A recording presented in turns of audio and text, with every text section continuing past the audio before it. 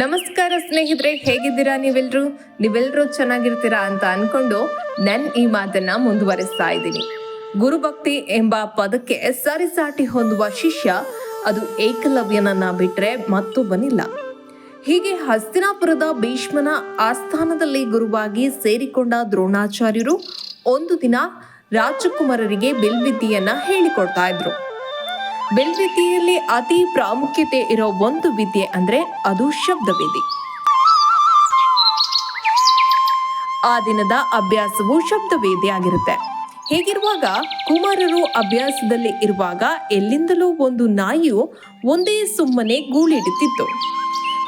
ಇದರಿಂದ ವಿಚಲಿತಗೊಳ್ತಿದ್ದಂತ ದ್ರೋಣಾಚಾರ್ಯರು ತಮ್ಮ ಶಿಷ್ಯಂದರಿಗೆ ತಾವು ಕಲಿಸಿಕೊಟ್ಟಂತ ಶಬ್ದವೇದಿ ವಿದ್ಯೆಯನ್ನ ಆ ನಾಯಿ ಮೇಲೆ ಪ್ರಯೋಗಿಸಿ ಬಾಯಿ ಮುಚ್ಚಿಸಲು ಸೂಚಿಸಿದ್ರು. ಇದನ್ನ ಕೇಳಿದ ಕುಮಾರರು ಎಷ್ಟೇ ಪ್ರಯತ್ನ ಪಟ್ಟರೂ ತಾವು ಕಲಿತಿದ್ದ ವಿದ್ಯೆಯಲ್ಲಿ ಸಫಲಗೊಳ್ತಾ ಇರಲಿಲ್ಲ. ಸ್ವಲ್ಪ ಸಮಯದ ನಂತರ ಆ ನಾಯಿಯು ಗೂಳಿಡೋದನ್ನ ಒಂದೇ ಸಲ ನಿಲ್ಲಿಸಿ ಬಿಡ್ತು. ಇದನ್ನ ಗಮನಿಸಿದ ಗುರು ಶಿಷ್ಯರು ಏನಾಯಿತು ಎಂದು ನೋಡಲು ಹೋದಾಗ ಆ ನಾಯಿಯು ಒಂದು ಪೊದೆಯ ಮೇಲೆ ಬಾಣ ಚುಚ್ಚಿಸಿಕೊಂಡು ಮಲಗಿತ್ತು. ಇದನ್ನ ಗಮನಿಸಿದ ದ್ರೋಣಾಚಾರ್ಯರಿಗೆ ಆಶ್ಚರ್ಯವಾಯಿತು. ಈ ಬಾಣವನ್ನ ಯಾರು ಪ್ರಯೋಗಿಸಿರಬಹುದು ಎಂಬುದರ ಬಗ್ಗೆ ಜಾಡು ಹಿಡಿದು ಹೋದ ದ್ರೋಣಾಚಾರ್ಯರಿಗೆ ಇನ್ನೊಂದು ಆಶ್ಚರ್ಯ ಕಂಡಿತು. ಒಂದು ಕುಮಾರನು ದ್ರೋಣಾಚಾರ್ಯರ ಮೂರ್ತಿಯನ್ನ ಇರಿಸಿ ಬಿಲ್ವಿದ್ಯೆಯಲ್ಲಿ ತೊಡಗಿದ. ಇದನ್ನ ಗಮನಿಸಿದ ದ್ರೋಣಾಚಾರ್ಯರು ಆ ನಾಯಿಯ ಬಾಯಿಯನ್ನ ಶಬ್ದವೇದಿ ಪ್ರಯೋಗದಿಂದ ಇವನೇ ಮುಚ್ಚಿಸಿದ್ದು ಎಂಬುದನ್ನ ಅರಿತರು. ತಡ ಮಾಡದೆ ದ್ರೋಣಾಚಾರ್ಯರು ಆತನಲ್ಲಿಗೆ ತೆರಳಿ ಏಕಲವ್ಯನ ಪರಿಚಯವನ್ನ ಕೇಳಿದ್ರು ಹಾಗೂ ಶಬ್ದವೇದಿ ಕಲಿತ ಬಗೆಯನ್ನ ಕೂಡ ಕೇಳ್ತಾರೆ.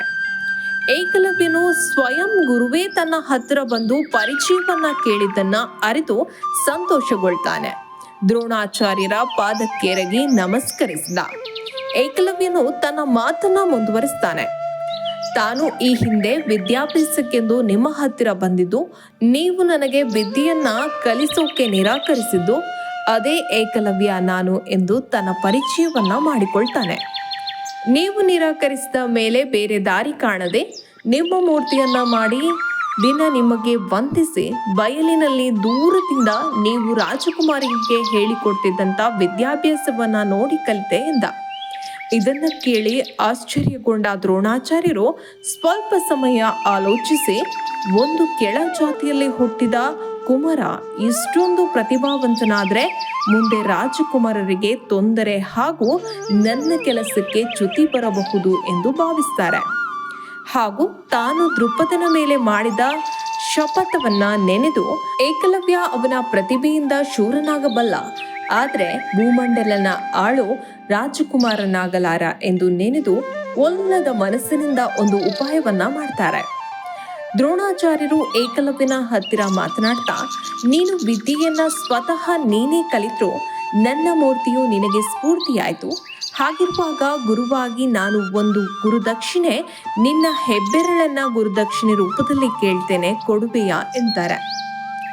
ಇದನ್ನ ಕೇಳಿದ ಏಕಲವ್ಯ ತಡ ಮಾಡದೆ ತನ್ನ ಪಕ್ಕದಲ್ಲಿ ಇದ್ದ ಕತ್ತಿಯಿಂದ ತನ್ನ ಹೆಬ್ಬೆರಳನ್ನ ಕತ್ತರಿಸಿ ಗುರುದಕ್ಷಿಣೆಯಾಗಿ ಇತ್ತು ಶಿರವಾಗಿ, ಗುರುವರ್ಯ, ನನ್ನ ಆರಾಧ್ಯ ದೇವರಾದ ನೀವು ಗುರು ಕಾಣಿಕೆಯಾಗಿ ನನ್ನ ಹೆಬ್ಬೆರಳನ್ನ ಕೇಳಿದಾಗ ಕೊಡದಿರುವೆಯೇನು?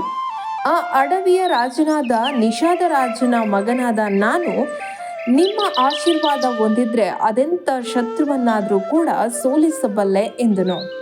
ಹೀಗೆ ಒಂದು ಮನುಷ್ಯನಿಗೆ ಎಷ್ಟೇ ಸಾಮರ್ಥ್ಯವಿದ್ರೂ ಗುರು ಹಾಗೂ ಗುರುಭಕ್ತಿ ಯಾವತ್ತಿಗೂ ಇರಬೇಕು ಎಂಬುದು ಇವತ್ತಿನ ಸಂಚಿಕೆಯ ಸಾರ. ಮತ್ತಷ್ಟು ಹೊಸ ವಿಷಯದೊಂದಿಗೆ ಸಿಗೋಣ. ಜೈ ಶ್ರೀಕೃಷ್ಣ.